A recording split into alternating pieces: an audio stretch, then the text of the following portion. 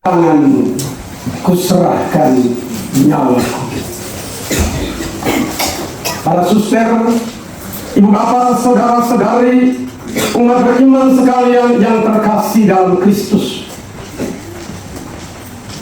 Apa yang terjadi 12 jam menjelang kematian Yesus? Provokasi, politik uang, pengkhianatan, peradilan sesat, penyaliban. Apa yang dikatakan Yesus menjelang detik-detik terakhir hidupnya? Kesendirian, ditinggalkan, ketakutan. Mendengar dan merenungkan kisah sengsara Tuhan kita Yesus Kristus, kita jadi tahu bahwa penderitaan Yesus adalah seri penderitaan yang paling panjang, paling lengkap, paling dramatis dan tragis. Kita tidak tahu apa yang terjadi antara Yesus dan Bapaknya di detik-detik seperti itu. Tetapi mengikuti kisah sengsara Tuhan kita Yesus Kristus, kita jadi yakin bahwa dosa dan kesalahan kita lah yang mengantar Yesus hingga ke puncak Golgota. Apa yang terjadi pada akhir kehidupan Yesus sesungguhnya merefleksikan tentang dosa dan kejahatan yang dilakukan oleh generasi-generasi umat manusia. Tidak begitu gampang untuk mendengar dan merenungkan kisah sengsara Tuhan Yesus. Mengapa? Karena mendengar kisah sengsara Tuhan kita Yesus Kristus, kita seakan-akan menonton kembali rekaman dari adegan-adegan yang kita lakonkan sendiri sepanjang jalan penyaliban dari Getsemani hingga Golgota. Kita hampir tidak bisa percaya menyaksikan perubahan-perubahan sikap dan pilihan-pilihan yang terjadi pada detik-detik yang berhimpitan. Kita tidak bisa membayangkan khalayak Yahudi yang pada hari Minggu Palma turun ke jalanan dan melambaikan daun-daun palma seraya berteriak, "Hosana putra Daud, Hosana putra Daud." Bisa termakan provokasi, bisa termakan hasutan, dan hari ini turun lagi ke jalan, berteriak lagi, tapi dengan suara yang berubah, "Salibkan dia, salibkan dia, salibkan dia." Kita juga tidak percaya akan perubahan sikap Yudas. Dia yang selalu bersama-sama dengan Yesus bisa terjebak money politik, politik uang, sehingga bisa mengubah arti ciuman dari pernyataan simpati menjadi sebuah antipati. Dan kita tidak habis berpikir tentang perubahan sikap Pilatus. Pilatus tahu betul Yesus tidak bersalah. Pilatus tahu betul Yesus tidak pantas digantung di tiang hukuman. Tapi dia menjadi penguasa yang paling lemah mengendalikan kekuasaan. Bahkan menyerahkan kekuasaan untuk dikendalikan oleh orang lain. Sehingga Yesus yang seharusnya diselamatkan, gagal dia selamatkan. Yesus telah mati di tangan mereka. Yesus telah dieksekusi oleh Yudas, Pilatus, dan khalayak Yahudi. Akan tetapi ibu bapak, saudara-saudara sekalian, dosa dan kejahatan penyaliban akan menjadi tidak adil jika seluruhnya diserahkan hanya pada Pilatus, Yudas, dan khalayak Yahudi. Mereka eksekutor, tapi siapa yang sesungguhnya bersalah? Kita adalah Yudas. Ketika uang atau apa saja bisa membeli keyakinan-keyakinan kita, bisa membeli pilihan-pilihan kita, bisa membeli ideologi, bahkan kebenaran-kebenaran kita. Sehingga saudara, sahabat, bahkan keyakinan kita sekalipun bisa kita jual. Kita adalah Pilatus. Ketika kita sedang menggenggam kekuasaan dan kita gagal mengendalikan kekuasaan, lalu menyerahkan kekuasaan untuk dikendalikan oleh orang lain. Dan karena itu ada orang yang harus dikorbankan. Ada orang mati terbunuh. Ada kepentingan yang tidak bisa dibela. Kita adalah orang banyak yang terprovokasi.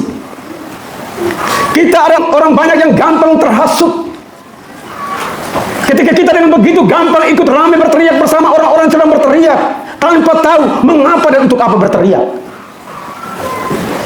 Dan kita bangga apabila oleh teriakan-teriakan kita, yang hitam bisa jadi putih, yang putih bisa jadi hitam, yang benar bisa jadi salah, yang salah bisa jadi benar. Oleh dosa dan kesalahan kita, Yesus telah menanggung penderitaan salib. Dengan jiwa besar, dengan langkah tegap, dia memanggul salib, melewati Via Dolorosa, jalan salib, jalan penderitaan, satu-satunya jalan kemenangan, yang di dalamnya terdapat rasa sakit, kesendirian, perjuangan, korban.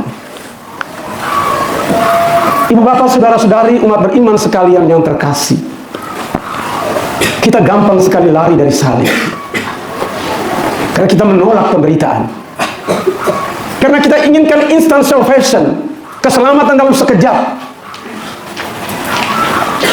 Pernah dengar cerita Quo Vadis? Quo Vadis Domine. Hanya beberapa waktu sesudah Yesus disalibkan, Petrus yang sudah ditunjuk sebagai pemimpin gereja universal di atas dunia sesudah Yesus meninggalkan dunia, menyaksikan penderitaan ngeri yang dihadapi oleh orang-orang Kristen awal. Mereka diburu, dikejar-kejar, dianiaya, lari ke dalam ruang-ruang bawah tanah. Petrus merasakan penderitaan yang luar biasa sebagai pemimpin gereja universal, dan dia ingin lari dari salib, dia ingin lari dari penderitaan. Dia tidak sanggup menanggung beban sebagai pemimpin. Ingin rasanya Petrus lari dari kota Roma. Dia ingin meninggalkan kota Roma. Dan suatu ketika tekad itu jadi bulat, Petrus lari meninggalkan kota Roma. Dan persis di gerbang kota, Petrus berpapasan dengan Yesus yang bangkit. Dia kaget. Dia lihat Yesus, tapi tidak ada amarah yang terpancar dari wajah Yesus. Petrus lalu bertanya kepada Yesus, Quo Vadis Domine, kemana engkau guru? Kemana engkau Tuhan? Dan Yesus menjawab, ke Roma, untuk disalibkan sekali lagi. Lihat saudara-saudara, kalau kita lari dari salib, kalau kita menolak penderitaan, Yesus akan menderita terus-menerus untuk kita.